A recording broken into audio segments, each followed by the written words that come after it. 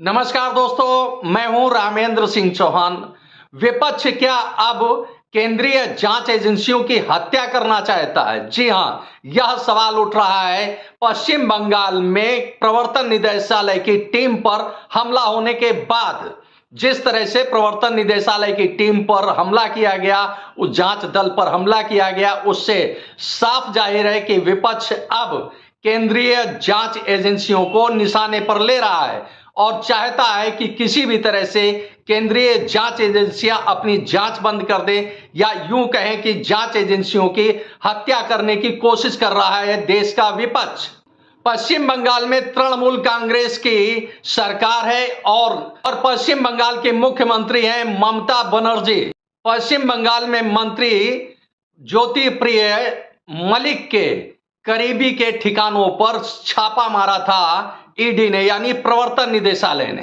प्रवर्तन निदेशालय का यह छापा राशन घोटाले को लेकर था, यानी राशन के वितरण में भारी गड़बड़ घोटाला किया गया, करोड़ों रुपए का गड़बड़ घोटाला किया गया, जिसकी जांच अब केंद्रीय जांच एजेंसी प्रवर्तन निदेशालय कर रहा था।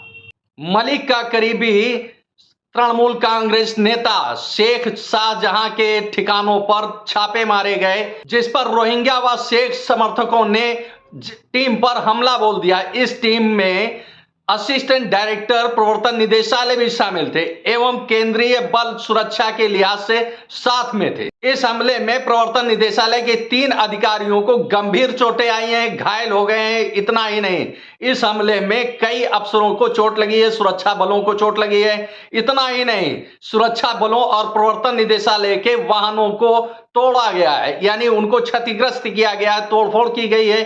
भारी अराजकता इसमें दिखी। प्रवर्तन निदेशालय ने शेख शाहजहां के करीब 15 ठिकानों पर छापेमारी की राशन घोटाले की जांच पड़ताल के लिए। पश्चिम बंगाल के उत्तर 24 परगना के संदेश खली इलाके में यह छापेमारी की गई और शेख शाहजहां आवास पर मौजूद था। इस बात की पुष्टि होने के बाद, यानी मोबाइल से उसकी लोकेशन लेने के बाद, प्रवर्तन निदेशालय की टीम उसके आवास पर यानी संदेश खली पहुंची। संदेश खली में उसके आवास पर पहुंचते ही, यानी शेख शाहजहां के आवास पर प्रवर्तन निदेशालय की टीम के पहुंचते ही कुछ ही पलों में भारी भीड़ इकट्ठा हो गई, जिसमें रोहिंग्या, मुस्लिम, बांग्लादेशी सहित शेख शाहजहां के भारी तादाद में समर्थक थे। अनुमान यह लगाया जा रहा है, जैसा कि प्रवर्तन निदेशालय की टीम का कहना है, कि अचानक 1000 से अधिक लोगों की भीड़ उमड़ आई। उनके हाथ में पत्थर थे, लाठी डंडे थे और घातक हथियार भी थे।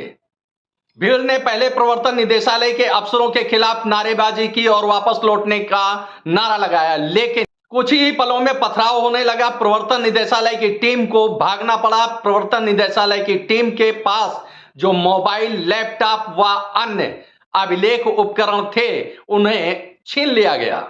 इतना ही नहीं, प्रवर्तन निदेशालय ने जब स्थानीय पुलिस अफसरों से, यानी पुलिस अधीक्षक से फोन पर बात करनी चाहिए, तो फोन पर बात करने से अफसरों ने मना कर दिया। साफ जाहिर है कि इसके पीछे कहीं ना कहीं सरकार का एक बड़ा संदेश था कि प्रवर्तन निदेशालय की टीम को किसी भी प्रकार का सहयोग न किया जाए।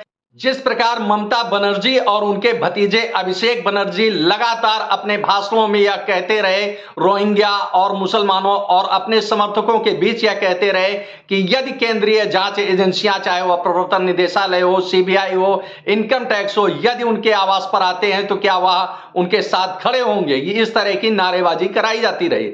इससे साफ जाहिर है कि अप्रत्यक्ष रूप से ममता बनर्जी ने प्रोत्साहित किया, प्रेरणा दी अपने समर्थकों को कि यदि केंद्रीय एजेंसियां जांच के लिए आती हैं तो उनका विरोध किया जाए और उनको जांच न करने दी जाए। इसके पहले ममता बनर्जी, यानी पश्चिम बंगाल के मुख्यमंत्री ममता बनर्जी, यह भी कह चुकी हैं कि यदि केंद्र के पास केंद्रीय जांच एजेंसियां हैं तो पश्चिम बंगाल के पास अपनी उसकी पुलिस है। सीधा सीधा अब यह टकराव दिख रहा है केंद्र सरकार और राज्य सरकार के बीच में। ऐसे में केंद्रीय जांच एजेंसियां किस प्रकार गड़बड़ घोटाले की जांच कर पाएंगी, यह एक बड़ा संदेह दिखता है।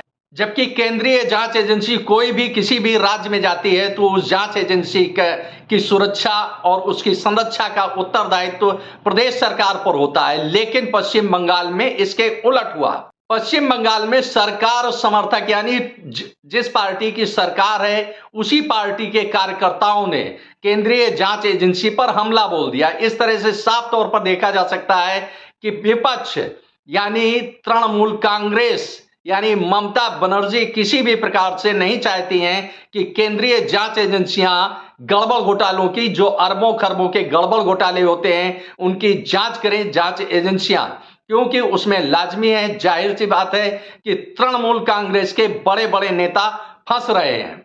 हालांकि प्रवर्तन निदेशालय ने शेख शाहजहां को गिरफ्तार कर लिया है। संसद में कांग्रेस के नेता अधीर रंजन चौधरी ने भी इस घटना की निंदा करते हुए कहा है कि कानून व्यवस्था पश्चिम बंगाल में पटरी पर नहीं है, जबकि पश्चिम बंगाल के प्रवक्ता यानी तृणमूल कांग्रेस के प्रवक्ता कह रहे हैं, थोथा दावा कर रहे हैं कि अन्य राज्यों की तुलना में पश्चिम बंगाल में कानून व्यवस्था बेहतर है। तो ऐसा देख करके खुद आईना देखना चाहिए पश्चिम बंगाल को कि क्या किसी केंद्रीय जांच एजेंसी पर इस तरह का हमला हुआ है देश के किसी अन्य प्रांत में। इससे एक बात तो और स्पष्ट हो गई कि पूरा का पूरा विपक्ष, चाहे वह तृणमूल कांग्रेस हो, आम आदमी पार्टी हो, या झारखंड मुक्ति मोर्चा हो, या राष्ट्रीय जनता दल हो यानी लालू प्रसाद यादव, तेजस्वी यादव, या झारखंड के हेमंत सोरेन हो, या आम आदमी पार्टी यानी दिल्ली के मुख्यमंत्री अरविंद केजरीवाल हो, या उत्तर प्रदेश में समाजवादी पार्टी के नेता, समाजवादी पार्टी के अध्यक्ष अखिलेश यादव, कोई भी राजनेता हो विपक्ष का, वह केवल इसीलिए भारतीय जनता पार्टी की सरकार का यानी केंद्रीय सरकार का यानी नरेंद्र मोदी का सिर्फ इसलिए विरोध हो रहा है कि केंद्रीय जांच एजेंसियां ठंडे बस्ते पर सारे जांच पड़ताल को डाल दें और विपक्ष के नेताओं की जांच न करें, क्योंकि यदि विपक्ष के नेताओं की, विपक्ष के राजनेताओं की जांच होती है तो वह गड़बड़ घोटाले में फंस जाते हैं। और इसी के साथ एक बड़ा सवाल उठता है कि आखिर यह विपक्ष के राजनेता रातों रात कुबेर कैसे हो जाते हैं। अब ऐसे में केंद्रीय गृह मंत्री अमित शाह को कोई कड़ा कदम उठाना होगा, वरना कोई बड़ी बात न होगी, वह दिन दूर नहीं होगा कि पश्चिम बंगाल में पूरी तरह से विपक्ष हावी होगा और सत्ता पक्ष यानी कानून व्यवस्था यानी केंद्रीय एजेंसियां, जांच एजेंसियां पश्चिम बंगाल में किसी भी प्रकार की जांच नहीं कर पाएंगी, भले ही करोड़ों अरबों के नहीं खरबों के घोटाले हो पश्चिम बंगाल में। हवाई चप्पल और सूती धोती पहनकर सादगी दिखाने वाली ममता बनर्जी यानी पश्चिम बंगाल की मुख्यमंत्री ममता बनर्जी और उनकी पार्टी यानी तृणमूल कांग्रेस किस तरह से हिंसक हो सकती है। प्रवर्तन निदेशालय की टीम पर जिस तरह से हमला हुआ है वह तो यही दर्शा रहा है कि राजनेता किस तरह से हिंसक हो गए हैं अपने गड़बड़ घोटाले बचाने के लिए। तो ऐसे में केंद्रीय गृह मंत्री को कोई ना कोई कड़ा कदम उठाना होगा जिससे पश्चिम बंगाल में और केंद्रीय जांच दल सुरक्षित महसूस करें, क्योंकि अगर कोई कड़ा कदम नहीं उठाया जाता है तो इससे केंद्रीय जांच एजेंसियां, चाहे वह प्रवर्तन निदेशालय हो, सीबीआई हो, इनकम टैक्स हो, उनके अफसर हतोत्साहित होंगे। और इसी के साथ ही पश्चिम बंगाल में जिस तरह से रोहिंग्या, मुस्लिम्स और तृणमूल कांग्रेस के समर्थकों ने हमला किया है, उनके हौसले बढ़ेंगे, क्योंकि केंद्रीय जांच एजेंसियां आगे कदम नहीं बढ़ा पाएंगे जांच के लिए। तो इससे एक बात तो साफ जाहिर हो जाती है कि विपक्ष, देश का विपक्ष, चाहे कोई भी राजनीतिक दल हो विपक्ष का, वह साफ तौर पर यह चाहता है कि केंद्रीय जांच एजेंसियों की हत्या हो जाए, क्योंकि केंद्रीय जांच एजेंसियां यदि अस्तित्व में रहेंगी और अपने कामकाज करेंगी तो निश्चित रूप से कहीं ना कहीं बड़े पैमाने पर विपक्ष के राजनेता गड़बड़ घोटाले में फंस जाएंगे।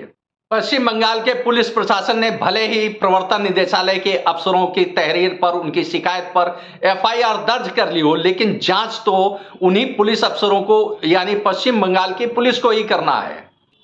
तो ऐसे में जाहिर सी बात है, लाजमी है कि यदि केंद्रीय गृह मंत्रालय कोई ठोस और कड़े कदम नहीं उठाता है तो पश्चिम बंगाल में भयावह स्थिति बाद में दिखेगी, जिसे संभालना भारत सरकार के लिए बेहद मुश्किल होगा। आपने इस वीडियो को देखा, आपको यह वीडियो कैसा लगा कमेंट बॉक्स में हमें अवश्य बताएं। वीडियो को शेयर करें। यदि आप हमारे चैनल पर नए हैं तो हमारे चैनल को सब्सक्राइब करें, जिससे हमारे आने वाले वीडियो, आने वाले नोटिफिकेशन आपको मिल सके। दोस्तों, वीडियो को लाइक करना ना भूलें। आप लाइक करते हैं तो हमारा प्रोत्साहन होता है, हमारा मोटिवेशन होता है। आपने वीडियो को देखा, आपका बहुत बहुत धन्यवाद। Thank you. जय हिंद, जय भारत।